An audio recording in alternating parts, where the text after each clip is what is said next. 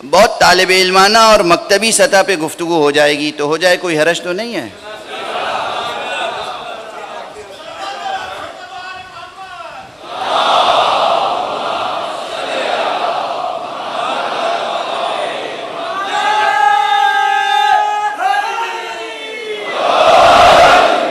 چند بڑے گناہ ہیں جن کی سزا قرآن مجید میں ہے۔ انسان پہلے اس مسئلے کو سن لیں، قرآن مجید کو آپ پڑھیں اور عام انسان کو دیکھیں کہ بہرحال انسان بہت گناہ کرتے ہیں۔ گنتی بتا سکتے ہیں؟ کچھ آئیڈیا ہے، اندازہ شمار کتنے گناہ کرتے ہوں گے یہ انسان؟ سینکڑوں میں، ہزاروں میں، لاکھوں میں؟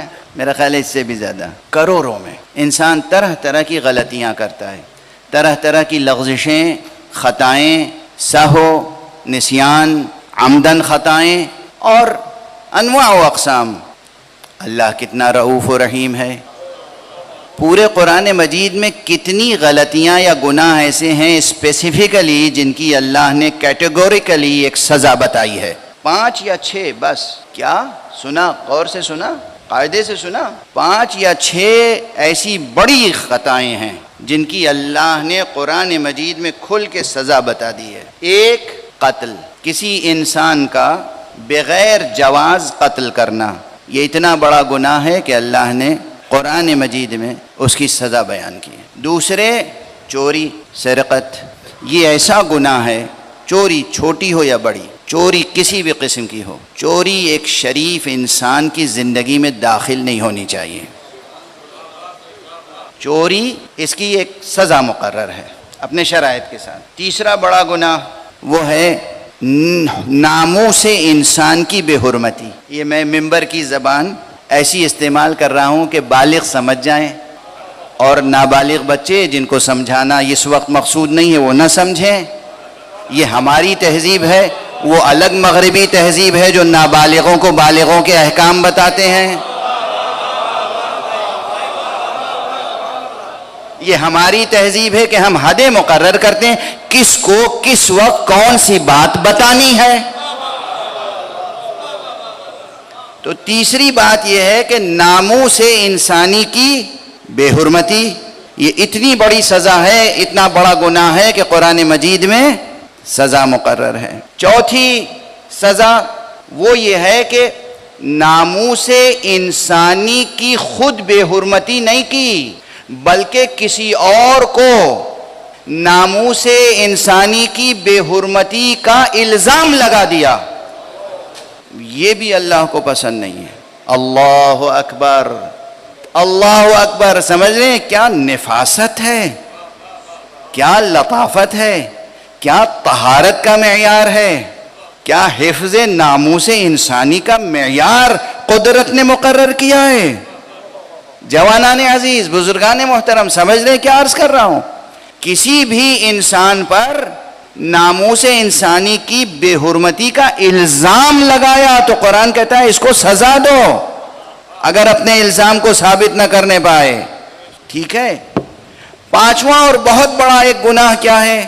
عام مفسرین اور فقہا جو کہتے ہیں وہ سمجھیں اور خدا کے ہاں جواب دیں گے جا کے کہ انہوں نے کیوں وہ رائے قائم کی۔ میں عرض کر رہا ہوں سورہ مبارکہ مائدہ ہی میں آئے تھے، ساری دنیا جب سوچ رہی تھی، سوال کر رہی تھی کہ ٹیررزم کی ڈیفینیشن کیا ہے، اس کی سزا کیا ہے۔ یہ آج کل کی اس صدی کا ایک سب سے بڑا مسئلہ ہے نا، اس صدی کا سب سے بڑا مسئلہ دنیا والوں نے ٹیررزم بنا دیا ہے، اور یہ عوامی مسئلہ نہیں، یہ ہے حکومتی مسئلہ۔ دنیا کی جو بڑی بڑی حکومتیں ہیں، ٹیررزم انہی کے زیر سایہ پروان چڑھتا ہے، وہی پیدا کرتے ہیں، وہی سرپرستی کرتے ہیں۔ تو اب وہ ایک واقعہ رونما ہوا، 9/11 کا واقعہ بہت مشہور ہے، سب نے اس کی مذمت کی، لیکن یونائٹڈ نیشنز میں 3 دن کی کانفرنس ہوئی، سارے اخبارات میں اور سارے میڈیا کے جتنے شعبے ہیں سب نے رپورٹ کیا اسی زمانے میں کہ ٹیررزم کی ڈیفینیشن مقرر کی جائے اور ٹیررزم کی سزا مقرر کی جائے۔ یونائٹڈ نیشنز کے معنی سمجھتے ہیں آپ؟ یعنی ساری دنیا کی بڑی ذہانتوں کا مجمع، ہر ملک سے، ہر قوم سے، ہر ملت سے، ہر نیشن سے، ہر قومیت سے بڑے بڑے ذہین، پڑھے لکھے، ذمہ دار نمائندے وہاں منتخب ہوتے ہیں۔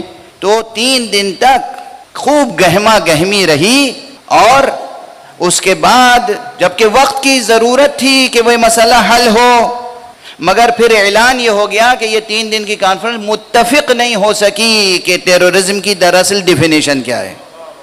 اچھا جب ڈیفینیشن ہی پہ متفق نہیں ہو سکی تو جو چیز ڈیفائن نہ ہو اس کی سزا آپ کیسے مقرر کریں گے؟ دیکھ رہے ہیں انسانوں کے ساتھ اور انسانی معاشرے کے ساتھ کیا مذاق ہوتا ہے، کس طرح مذاق ہوتا ہے۔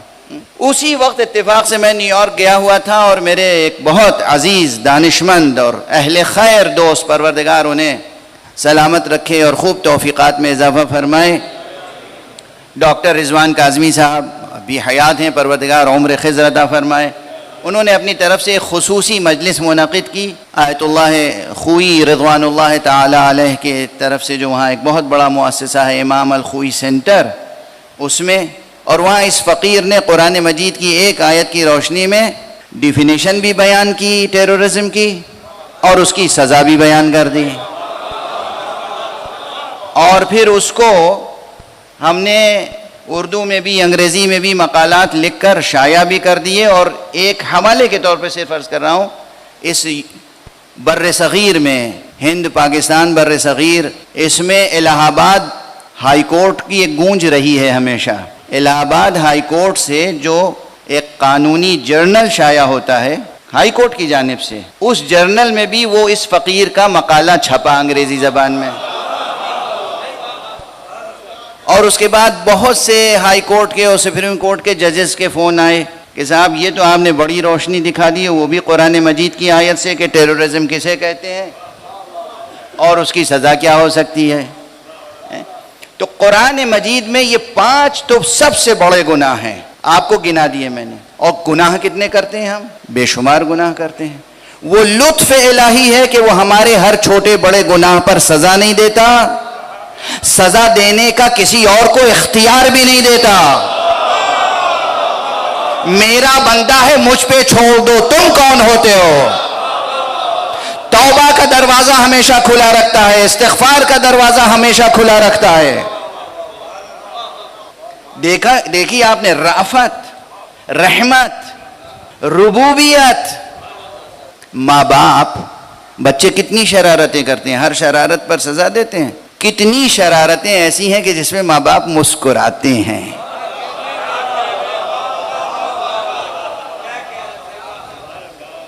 کتنی شرارتیں ایسی ہیں جس پہ ماں باپ مسکراتے ہیں کہ نادانی میں کیا کیا ذہانت کی باتیں کر رہا ہے۔